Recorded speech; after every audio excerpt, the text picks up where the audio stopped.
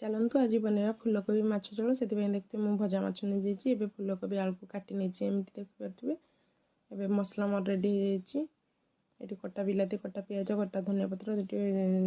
तेजपत्र एवं तेल देदेली से आलू कोबी को भाजी नेली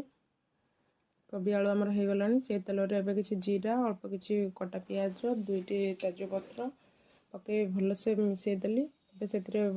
बटा होता मसला अदा पिज रसुण पेस्ट को पकईदेली एवं गोटे चामच हलदी गोटे चामच लुण नहीं गली से गोटे बिलाती अल्प कि धनिया पत्र दे भलसे कषि नेली ढांकी देली घोड़नी घोड़े नेली अल्प कि